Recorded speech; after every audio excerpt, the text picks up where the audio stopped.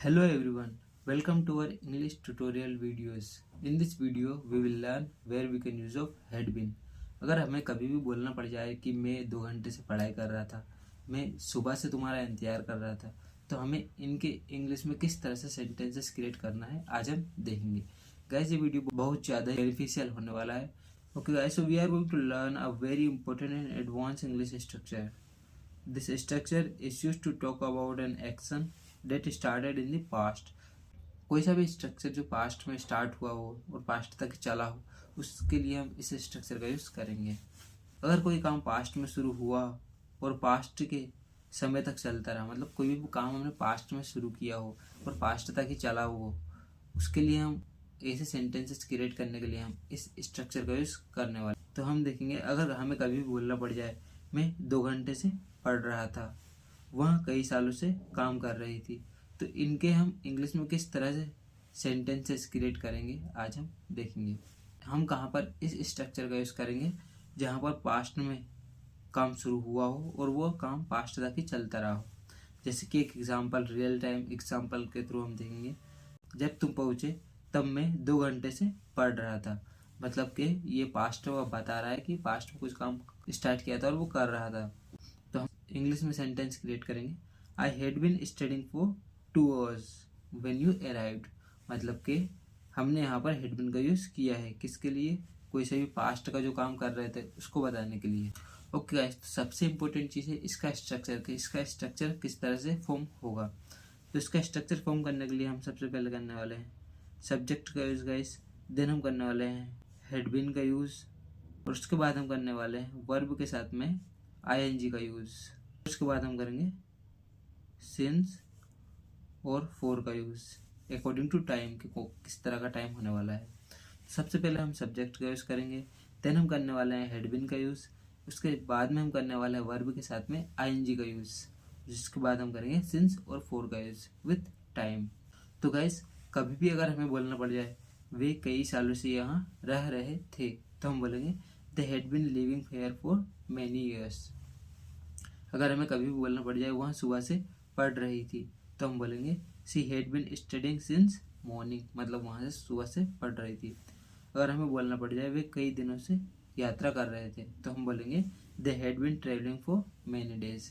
तो गाइज, इन सब में किया है हमने हैड बिन का यूज़, और ये सारे सेंटेंसेस क्रिएट करने के लिए हमने किया है इस स्ट्रक्चर का यूज़. अब हम देखेंगे इसके हम सिंस का कहाँ पर यूज़ करेंगे और फोर का कहाँ पर यूज़ करेंगे.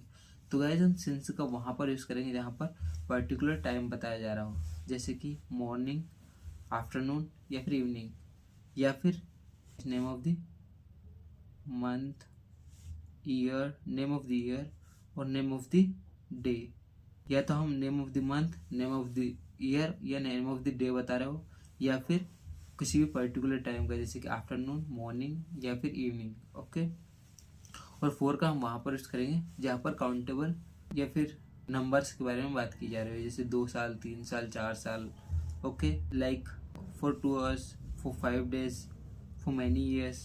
तो गाइस, ये रहे कुछ एग्जाम्पल. अगर हमें बोलना पड़ जाए मैं 2 घंटे से पढ़ रहा था, तो हम बोलेंगे I had been studying for 2 hours.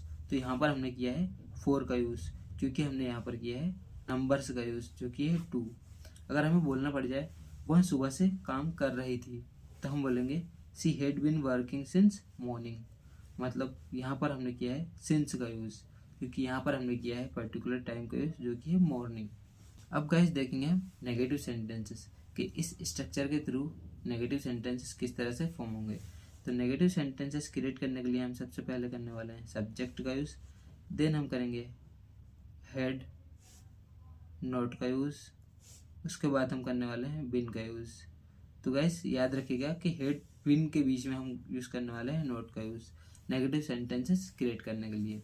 इसके पहले वाले वीडियो में हमने हैव बिन का यूज़ करना सीखा था, जो कि बहुत ही ईजी वे में हमने सीखा था, और ये हम सीख रहे हैं हैड बिन का यूज़.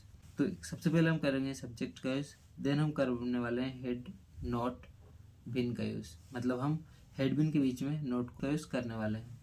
जिसके बाद हम करेंगे वर्ब के साथ में आईएनजी का यूज़, और उसके बाद हम करेंगे फॉर और सिंस का यूज़. अगर हमें कभी भी बोलना पड़ जाता है जैसे कि मैं सुबह से पढ़ नहीं रहा था, तो यहाँ पर हो गया नेगेटिव सेंटेंस कि मैं वो काम नहीं कर रहा था। तो हम बोलेंगे I had not been studying since morning. यहाँ पर हमने सिंस का यूज़ किया है, इसलिए हम पर्टिकुलर टाइम मॉर्निंग का यूज़ करेंगे। वहाँ कई दिनों से काम नहीं कर रहा था, तो हम बोलेंगे he had not been working for many days. यहाँ पर हमने हैड बीन के बीच में नॉट का यूज़ किया है क्योंकि ये नेगेटिव सेंटेंस है। अब हम देखेंगे गाइस क्वेश्चन फॉर्म करने के लिए इस स्ट्रक्चर से किस तरह से क्वेश्चन फॉर्म होंगे। तो क्वेश्चन फॉर्म करने के लिए सबसे पहले हम करने वाले हैं हेड का यूज़, देन हम करने वाले हैं सब्जेक्ट का यूज़, और उसके बाद हम करने वाले हैं बिन का यूज़, और उसके बाद में हम करने वाले हैं वर्ब के साथ में आईएनजी का यूज़, और उसके बाद हम करेंगे सिंस का और फॉर का यूज़।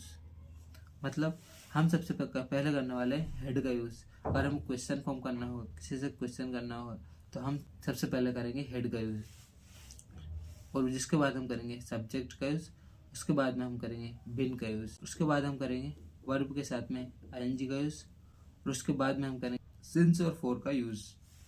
एग्जाम्पल रहेगा इस, क्या तुम 2 घंटे से पढ़ रहे थे? तो हम बोलेंगे had you been studying for 2 hours।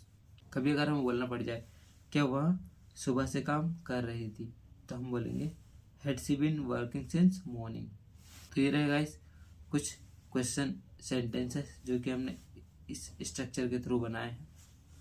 So today we learn how to use the structure subject had been plus verb के साथ में आईएनजी, और इसके बाद हम सिंस और फॉर का कैसे यूज करेंगे आज हमने देखा है। We learn when to use this structure, how to make positive and negative sentences from this structure. So guys, if you found this lesson helpful, please like this video, share it with your friends and subscribe to this channel for more easy and powerful English speaking lessons. So guys, आज हमने सीखा है कि हम head bin का कहाँ पर use करेंगे। Keep practicing, keep improving, and I will see you in the next video. Thank you for watching guys. Bye bye, मिलते हैं next video में।